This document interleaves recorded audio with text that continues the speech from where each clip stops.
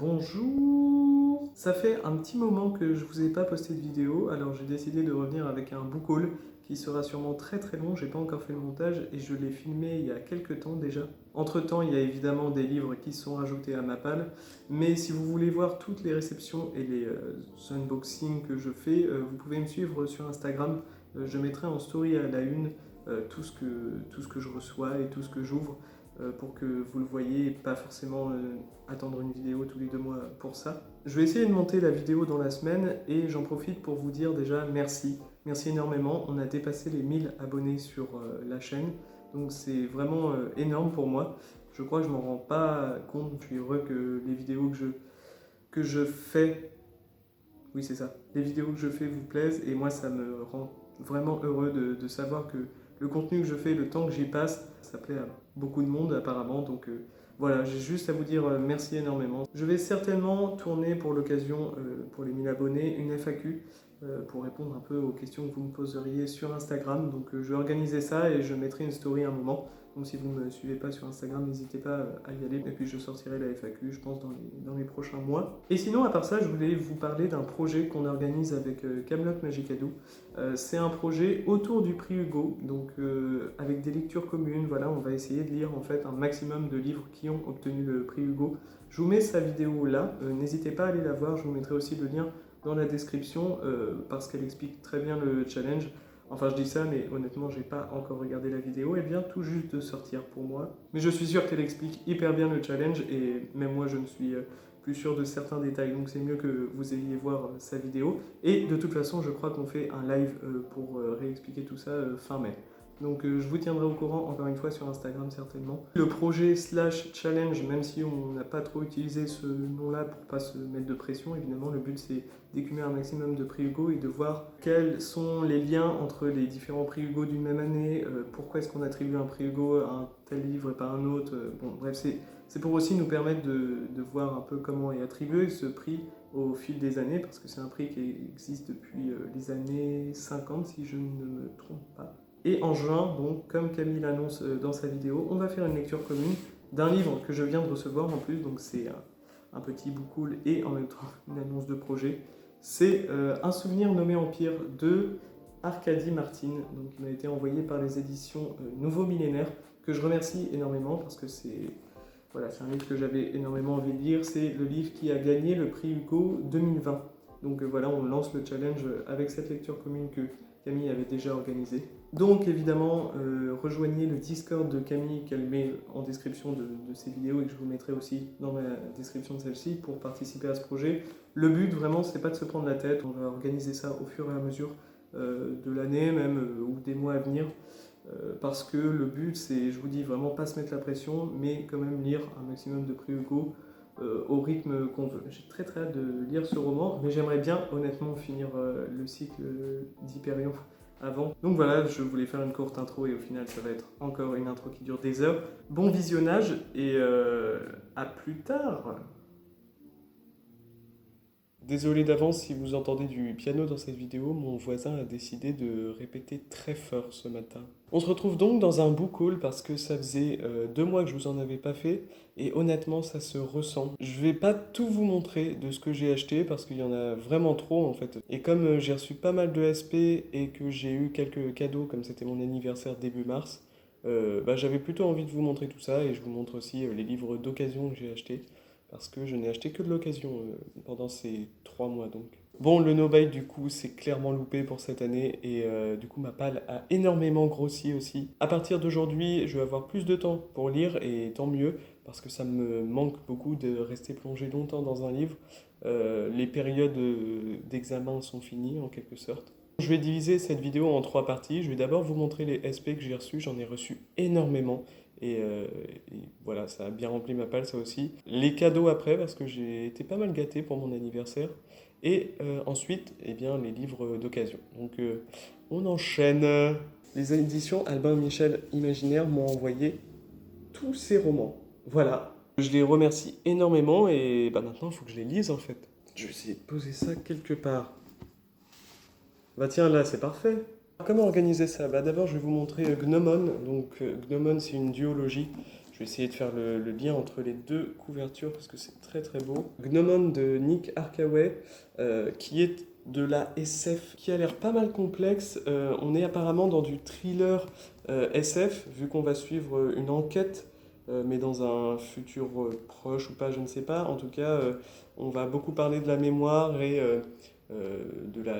Je pense que c'est la pensée, c'est surtout de la SF qui se base sur les technologies de la pensée. Et apparemment, on va suivre toutes les pensées de plusieurs personnages. Donc apparemment, c'est très compliqué de suivre. Un peu toute l'histoire au début et ensuite on a des liens qui se font à la fin du tome 1. Ça va être encore une duologie je pense assez intense à lire et compliquée donc voilà, dès que j'ai fini Endymion pareil il faudrait que je la commence. Et dans le style SF pas mal complexe à saisir, il y a Anathème de Neil Stephenson donc qui est un des gros coups de cœur de Cornelius. Moi je l'avais vu sur la chaîne de Cornelius et quand j'ai demandé s'il l'avait encore, ils me l'ont gentiment envoyé, donc ils m'ont envoyé en plus la duologie. Pareil, c'est une duologie qui prend pas mal de temps, qui demande une certaine concentration, je pense. Je vois déjà des formules mathématiques. Ça fait peur, honnêtement, mais voilà, je sais qu'une fois que je serai lancé dedans, je dirai tout parce que ça m'intrigue énormément. Ouais, ça a l'air vraiment compliqué par contre. J'ai reçu 2 romans de Tom Sweterlich aussi, donc Terminus, qu'on voit pas mal tourner en ce moment parce qu'il est sorti au livre de poche Imaginaire. Il me semble, Terminus c'est un peu aussi du thriller SF. Apparemment ça se lit très vite et très bien, donc j'ai hâte de le commencer. Et celui qui vient de sortir il n'y a pas longtemps, je crois, début mai, c'est Demain et le jour d'après. Donc là c'est le premier roman de Tom Sweterlich. En fait ils ont publié d'abord le deuxième. Et dans Demain et le jour d'après, on est pareil, dans un thriller scientifique assez original, mais apparemment c'est plus dur que Terminus, c'est plus froid, ça a l'air différent. Alors évidemment, je vais donner très peu de résumés dans ce book haul, hein, parce que j'ai vraiment beaucoup de livres à vous montrer. J'essaye de résumer très brièvement l'ambiance du récit et de quoi ça va parler, mais c'est compliqué à faire. Et pour finir sur cet envoi de Albin Michel Imaginaire, ils m'ont aussi envoyé 2 romans de Robert Jackson Bennett, American Elsewhere, qu'on a beaucoup vu passer lorsqu'il est sorti sur les chaînes pareil, de Cornelius, Paper Palace, et c'est tout, je crois. American Elsewhere, c'est un roman fantastique, là, au dos, on nous dit, dans le style de King et Gaiman, Neil Gaiman, et donc ça m'intrigue énormément. Le seul truc, c'est que c'est une énorme briquette de 750 pages, donc je pense qu'il faut pas mal de temps pour la lire. Après, apparemment, ça se lit très bien, beaucoup de gens ont aimé, donc j'ai très hâte de le commencer aussi. Et toujours de Robert Jackson Bennett, le premier tome d'une trilogie qui vient de sortir il n'y a pas longtemps non plus, Les Maîtres Enlumineurs. Ici, on est vraiment dans de la fantasy, donc je vous l'avais montré dans un unboxing en live sur Insta. Je vous ai dit, comme c'est un premier tome, je ne sais pas si je vais le lire tout de suite, ou si je vais attendre que le deuxième sorte au moins, que je puisse enchaîner les 2 premiers. Si j'attends le troisième, c'est pas grave, je pense, mais que j'ai au moins un bon bout de l'histoire dans la tête. J'ai très peur de ça, en fait, d'oublier des choses une fois que j'ai lu le premier tome et que je prends le deuxième tome, quand il sortira. Mais en même temps, il sort dans pas très longtemps, je crois, vers octobre. Donc à voir. Si à un moment j'ai envie de fantasy, en tout cas, je me tournerai vers ce roman. On passe aux éditions Point qui m'ont envoyé 2 romans. En fait, ce ne sont pas techniquement des services presse. Je leur ai demandé s'ils avaient le dernier roman de Joyce Carol Oates qui m'intriguait énormément. Je me souviens plus du titre par contre. Ils m'ont répondu que non. Par contre, j'ai demandé du coup s'ils en avaient d'autres en service presse éventuellement. L'attachée de presse m'a dit je vais chercher dans mes bureaux et elle a retrouvé 2 romans qu'elle m'a envoyés. Donc déjà merci beaucoup parce que c'est pas forcément une démarche de service presse ici. Là on est vraiment plus sur du cadeau je crois. Mais en tout cas je suis très content de les avoir. Joyce Carol Oates c'est une autrice que je veux absolument découvrir. Surtout que là vu les romans que j'ai reçus j'ai l'impression qu'elle est très diversifiée dans ses styles et dans les genres qu'elle aborde, notamment par exemple avec Le Petit Paradis, donc aux éditions Point. Le Petit Paradis, ça a l'air d'être plutôt une dystopie. On est en 2039 et on va suivre Adrienne qui vit dans une Amérique totalitaire et un jour elle va faire un discours lors de sa remise de prix de fin d'études et elle dit quelque chose dans son discours qui l'a fait arrêter et télétransporter 80 ans plus tôt. On est dans un style de récit que je ne m'attendais pas à avoir chez l'autrice. En tout cas, j'ai hâte de le lire. Il est très court en plus. Il fait un peu moins de 400 pages. Donc ça va. Et le deuxième, c'est Petite sœur, mon amour. Donc cette fois, une belle briquette de 700 pages, ouais, 700 pages, qui est inspiré d'un fait réel et on est vraiment dans du thriller. Donc là, j'ai hâte de voir, on sera autour plutôt du patinage artistique apparemment, autour du sujet du patinage artistique, j'oublie des mots. Enfin, le dernier service presse, c'est de la part des éditions Rivage, éditions Rivage qui sont pareil, très très gentilles. L'attaché de presse est vraiment très sympa. Je lui ai demandé s'il avait le dernier roman d'Hervé Lecor, Traverser la nuit. Il m'a dit oui et il me l'a envoyé, donc c'est vraiment très sympa. Je devrais recevoir aussi Station Eleven dans pas très longtemps, parce que j'ai vu que Kaamelott Magicalou avait adoré. Et ici, on est sur un coup de cœur de Séverine de la chaîne Il est bien ce livre. Quand je l'ai vu sur sa chaîne, il m'avait fait très très envie, sachant qu'il est très court. En plus, c'est un roman très noir, on est vraiment dans du roman noir policier. Donc voilà, j'ai envie de tester et de voir ce que ça donne. Si ça marche avec l'auteur, j'irai vers un autre de ses romans, je pense. Alors ensuite, j'ai reçu, dans le cadre d'une masse critique Babelio, un livre, le premier Game Master que je reçois, c'est Méfiez-vous des morts de Boston Terran. J'adore les éditions Game Master et surtout dans la collection Totem. Je trouve que c'est vraiment des couvertures magnifiques, donc j'ai été déjà rien que pour l'objet livre heureux de le recevoir. Et on est vraiment dans du pulp un peu, c'est ce qu'on nous dit. Donc je ne sais pas trop ce que ça va donner, le pulp j'en lis presque pas, mais après ça peut être très cool. Il fait quand même 500 pages, donc je ne sais pas trop quand est-ce que je vais le caser, mais sûrement très bientôt. Et j'ai aussi reçu, alors dans le cadre d'un concours, j'ai gagné un concours en fait sur Insta, du conte des Annales d'Opale, un petit conte qui vient d'être créé il n'y a pas longtemps je crois, qui a organisé un concours et qui a fait gagner Les Furtifs d'Alain Damasio. Donc là j'ai été très très heureux de le recevoir. Pareil, c'est sur la chaîne de Cornelius que j'ai vu ce livre. Et voilà, Alain Damasio, c'est un auteur que j'avais envie de découvrir, qui est un auteur de SF française, mais c'est de la SF qui a l'air très difficile à saisir et oui, à comprendre. C'est-à-dire que c'est des livres qui n'ont pas l'air de se lire très facilement. Mais Les Furtifs me faisaient pas mal envie et c'est une belle briquette encore, hein, 930 pages. Il faudra que je le sorte quand j'aurai un bon mood de lecture, mais ce sera pas tout de suite, je pense. Vous avez pu le constater, j'ai été très gâté par les maisons d'édition, mais en plus de ça, eh bien, après j'ai eu des cadeaux, donc ça c'est très cool pour mon anniversaire. Et encore une fois, bah, j'ai rajouté plein de livres à ma pile à lire hein, avec tout ça. Tout d'abord, ma copine m'a offert deux romans qui en fait sortent un peu de mes habitudes de lecture et deux romans que j'ai tout simplement hâte de lire parce que soit ils sont très courts, soit ils me font très très envie. Je commence par Le joueur d'échecs de Stefan Zweig dans l'édition Pavillon Poche chez Robert Laffont. C'est un très court récit de base, mais là en plus il me donne encore plus envie parce qu'il est très court, même visuellement. C'est un tout petit livre et Le joueur d'échecs, c'est un grand classique. J'ai toujours pas lu de Stefan Zweig. Apparemment c'est un grand auteur. Le joueur d'échecs, c'est un de ses plus grands romans. Et comme il est très court, logiquement, je devrais le lire dans pas très longtemps. Et le deuxième, c'est une énorme bricasse, pour changer un petit peu, de 1100 pages. C'est Blonde, donc, de Joyce Carol Oates, toujours. Elle m'a acheté cette énorme bricasse et je suis ravi de l'avoir. Blonde, je ne sais pas trop de quoi ça parle. On a l'air d'être dans du thriller, mais en même temps, un thriller de 1000 pages, ça m'étonne. Je pense que ça va être vraiment un récit très très intéressant à découvrir et j'ai trop hâte de lire. Après, il faut pas mal de temps aussi pour le lire, je pense. Je me prévois 2 semaines de lecture avec ça dans une bonne période où j'ai du temps, quoi. Ensuite, une amie m'a offert deux livres, pareil, deux livres qui sortent de mes habitudes de lecture, mais que j'ai trop hâte de découvrir, notamment un classique, Le portrait de Dorian Gray d'Oscar Wilde, donc aux éditions Pocket. Eh bien voilà, un récit classique de fantastique, je sais même pas pourquoi je ne l'ai pas encore lu. Le deuxième, pour le coup, ça sort vraiment de mes habitudes de lecture, vu que c'est un classique russe cette fois, de la littérature russe, Le Maître et la Marguerite de Mikhail Bulgakov, dans ses éditions, donc je sais pas trop, c'est Inculte. Waouh, c'est des magnifiques éditions et c'est un magnifique objet livre en fait. C'est juste trop beau. En plus, j'ai l'impression qu'il est un peu moins épais du coup que les autres éditions. Il fait que 500 pages. Il fait un peu moins peur, honnêtement.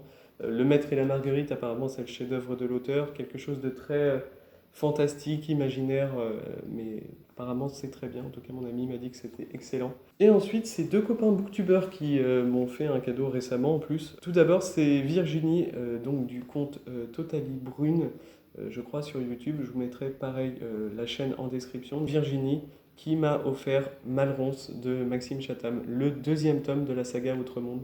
Je suis très content parce que j'ai déjà le premier tome de cette saga. J'osais pas trop rentrer dedans parce que bah, il y a 8 tomes, donc j'avais que un tome, ça me motive pas trop à commencer la saga. Là, j'en ai déjà deux.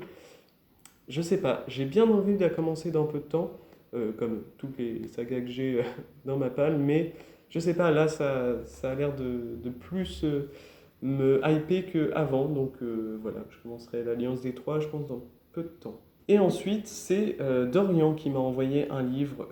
Dorian, c'est la chaîne Monsieur Cabric sur Booktube, qui m'a envoyé un livre, mais c'est génial. C'est un roman qui a gagné le prix Hugo, Le Grand Livre, de Connie Willis. Connie Willis est une autrice qui a écrit une saga, en tout cas, je n'ai pas regardé pour le reste, mais cette saga, Le Grand Livre, en est le premier tome. C'est, je sais pas comment elle s'appelle. Je sais pas comment elle s'appelle cette saga, je crois que c'est la saga Oxford. Donc une saga de voyage dans le temps. Là, on va parler d'un professeur d'histoire qui se rend au Moyen Âge pour étudier, donc machine temporelle, tout ça. Et il a oublié juste quelque chose, ils ne doivent pas évidemment chambouler le futur, donc ils doivent juste prendre des notes, regarder, étudier et jamais se faire repérer. Donc il va se déguiser pour passer inaperçu, sauf qu'il n'a pas prévu qu'il est tombé à l'époque de la peste. Je ne sais pas où on va aller du coup, je ne sais pas ce que ça va donner pour la suite de la saga, parce que ça pourrait être un one-shot aussi. Il fait 700 pages, c'est une belle bricasse, mais j'ai trop hâte de le commencer, et peut-être qu'on va l'intégrer avec Camelot pour ce challenge Hugo, justement. Encore une fois, merci Dorian et tous ceux qui m'ont offert des cadeaux, parce que, bah, n'empêche, j'ai été bien gâté, moi. Ensuite, on passe au roman d'occasion. Alors, je pensais pas en avoir autant, mais au final, j'ai passé beaucoup de petites commandes et bah, ça s'est accumulé et donc bah, ça fait pas mal de livres au final. En plus, je vais pas tout vous montrer parce que je n'ai pas non plus tout envie de vous présenter. Je vous présente juste ce qui me semble plus intéressant à montrer pour que vous me fassiez des retours ou juste pour vous montrer aussi ce qui existe un petit peu. Mais par exemple, quand j'ai acheté plusieurs romans d'un même auteur, bah, je vais vous montrer juste un des romans ou deux, ça dépend.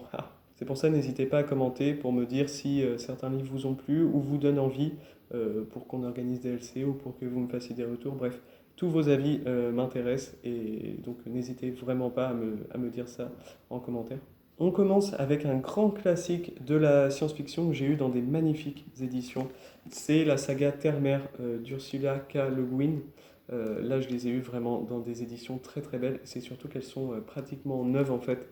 Je ne sais pas si ça se voit, mais voilà, j'étais hyper content de le recevoir. Donc Terre-Mère, grande saga de fantasy. Alors, c'est pas de la science-fiction, mais je pense que c'est un peu de la science fantasy. J'ai hâte de voir ça. Apparemment, c'est un peu plus jeunesse dans l'écriture. Je sais pas trop. En tout cas, là, j'ai les 4 premiers tomes. Il y en a 3 dans celui-là. Celui-là, c'est le quatrième. Et je crois qu'il me reste les 2 derniers à voir. Et dans le style aussi de beaux romans que j'ai trouvé, bah, c'est Opar, l'intégrale. Donc la saga de Philippe José Farmer aux éditions de Nemos. J'adore ces intégrales comme ça. Il y a aussi la saga du monde fleuve, je vous mettrai ici, qui est un de ses plus grands cycles, qui est dans ces éditions-là. Et je trouve que c'est trop trop beau. Alors le livre est pas si gros que ça au final, il fait à peine 600 pages. On a l'impression que c'est une énorme briquette, mais il fait que 600 pages. Au part, ça a l'air d'être de la fantasy plutôt très classique. Apparemment, c'est très très bon, mais c'est pas la meilleure saga de Philippe José Farmer. Mais j'avais envie de lire une saga de Philippe José Farmer et pas forcément Le Monde du Fleuve tout de suite. J'ai trouvé cette édition intégrale, donc je l'ai prise. Ensuite, j'ai commandé pas mal de romans de Robert Silverberg quand même dans ces mois-là, donc je vais en lire un peu plus. J'en ai déjà lu un là dont il faudra que je vous reparle dans un prochain update lecture, qui était ouais. Donc je me suis dit peut-être qu'il faut que je me tourne vers ces sagas. Il en a écrit quelques-unes. Peut-être qu'il prend plus de temps à développer les personnages et l'univers aussi. Et sa saga principale, c'est la saga Magipour. Donc là, je vous montre le premier tome, mais j'en ai 4 autres. Il m'en manque 2. Donc le premier tome, c'est le château de Lord Valentin.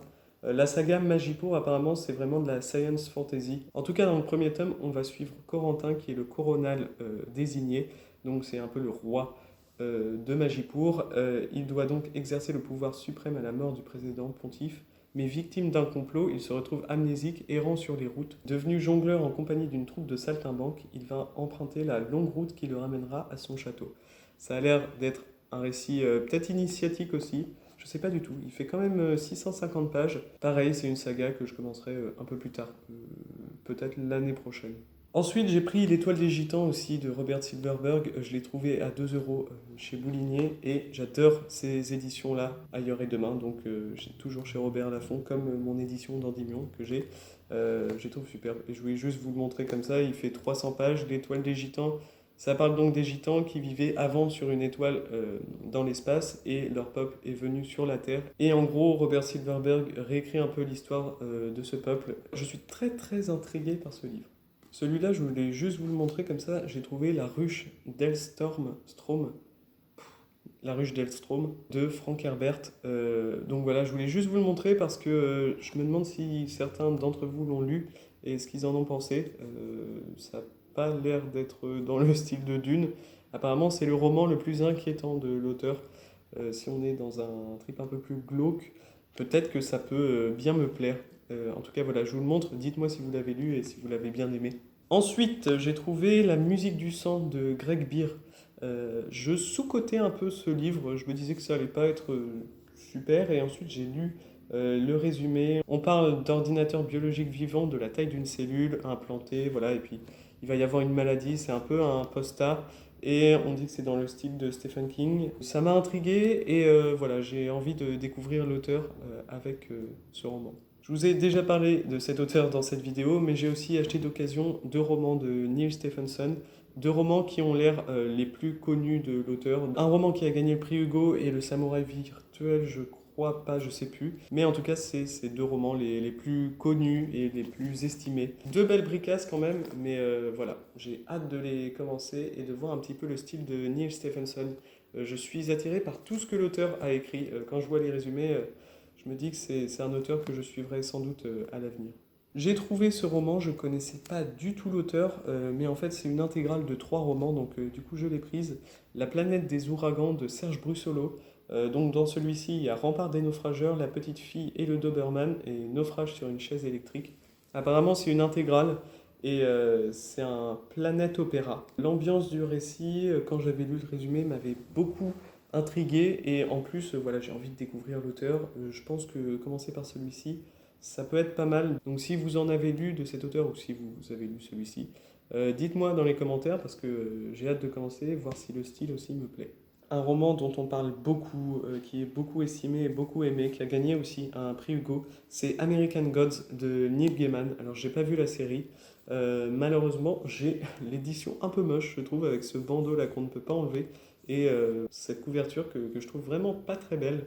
Mais c'est pas grave, moi ce qui m'intéresse c'est le contenu hein, évidemment. American Gods, je pense que ça fait penser un petit peu à Sandman avec des demi-dieux qui habitent sur Terre et dont on n'entend pas trop parler et puis il va se passer plein d'histoires avec eux.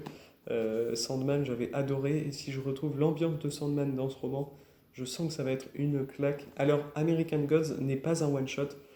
Après il a écrit une courte nouvelle qui est aussi dans un de ses recueils de nouvelles, je ne sais plus lequel, je vous le mettrai ici.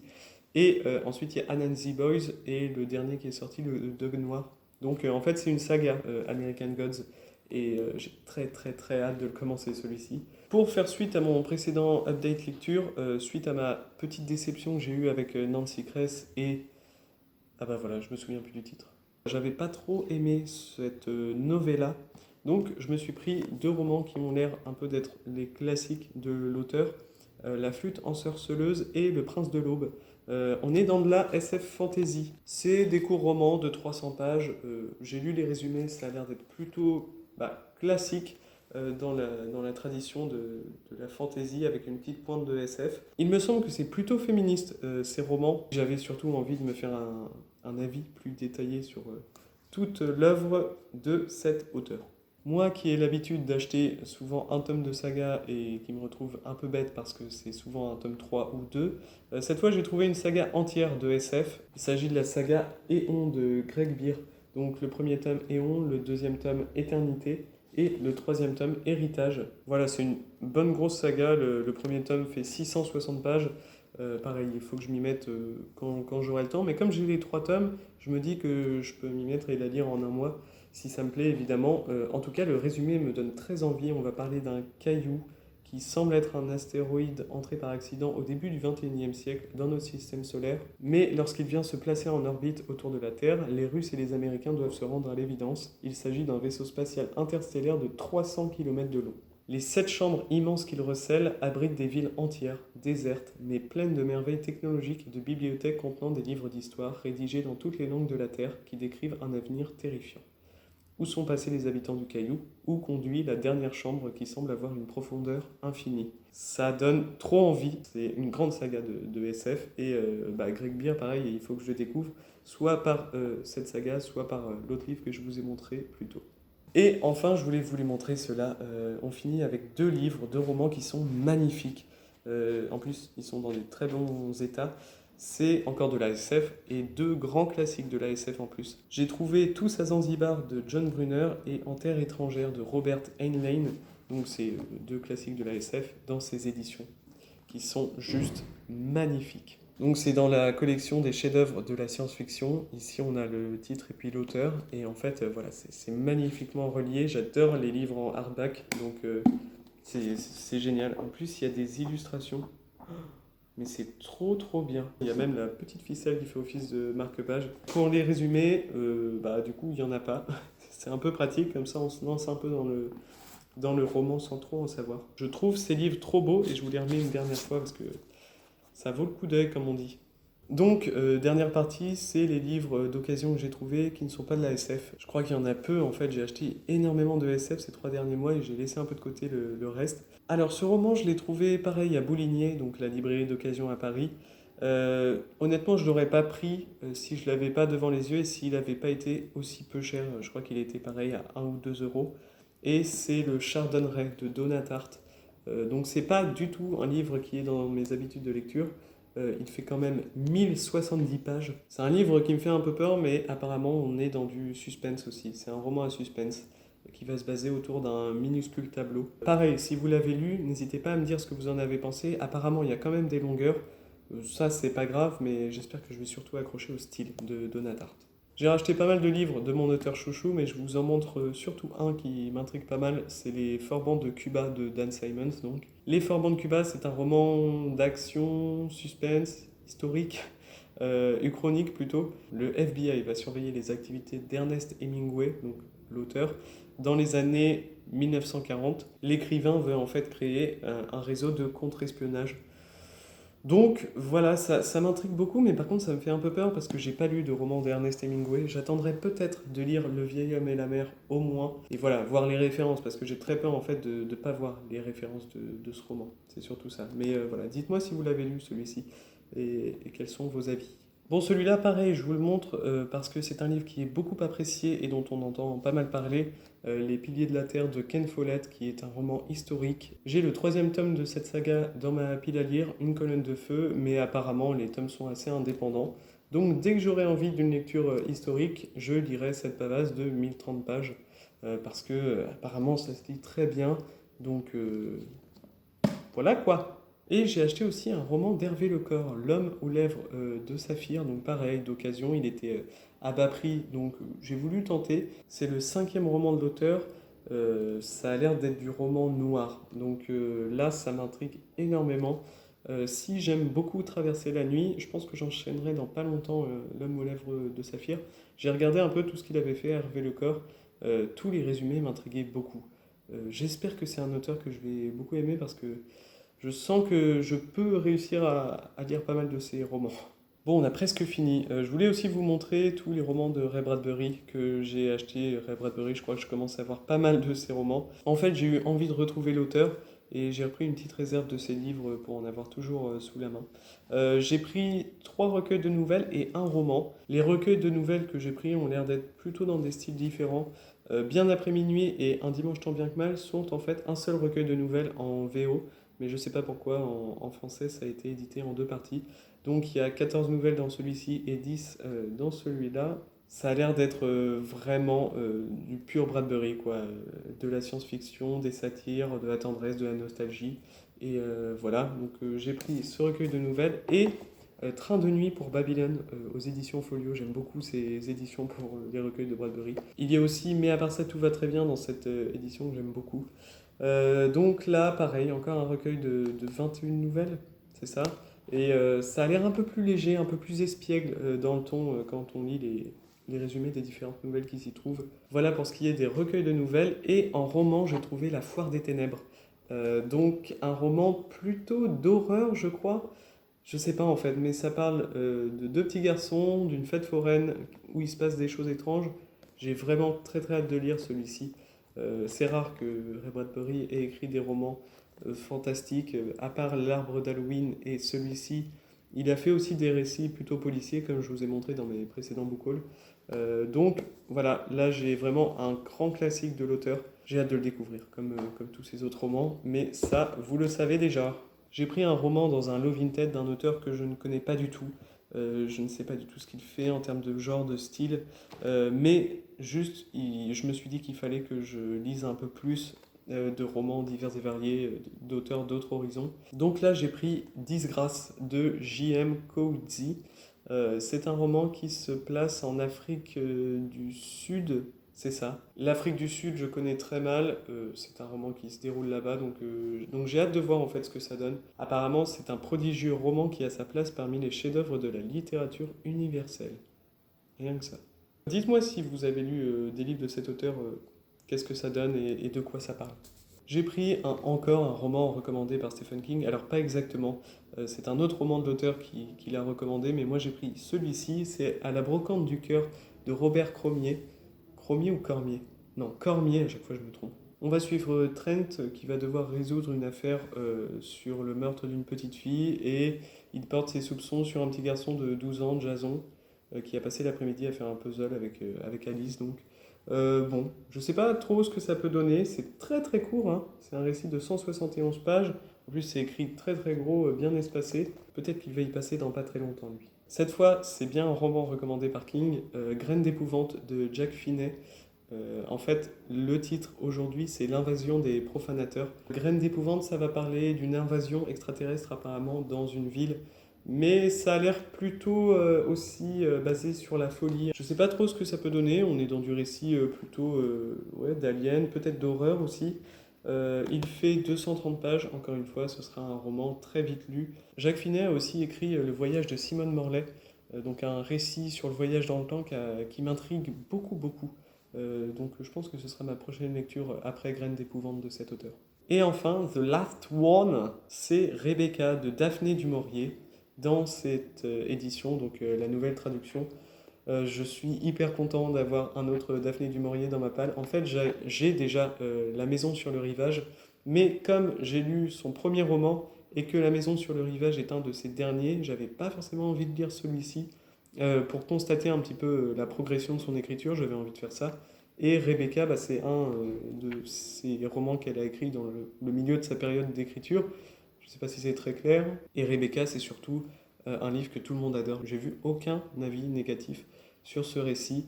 Daphné du Maurier, j'adore sa plume, j'adore ses ambiances, j'adore ses récits. J'adore tout chez cette autrice. Rebecca, c'est vraiment son chef-d'œuvre, j'ai l'impression.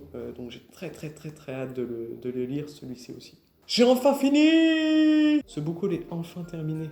Je pense que ça va être très galère au montage. Mais en tout cas, j'espère qu'il vous a plu. Il va être très long, c'est sûr. Et merci d'être resté jusqu'au bout, du coup. Comme je vous ai dit plus tôt dans la vidéo, n'hésitez pas vraiment à me dire s'il y a des récits que vous avez déjà lus qui vous donnent envie. Dites-moi tout ça en commentaire. Abonnez-vous si le contenu vous plaît. Et surtout, eh bien, portez-vous bien. Et je vous retrouve sûrement dans un update lecture, vu que j'ai énormément de livres à lire. Pour moi, c'est ciao!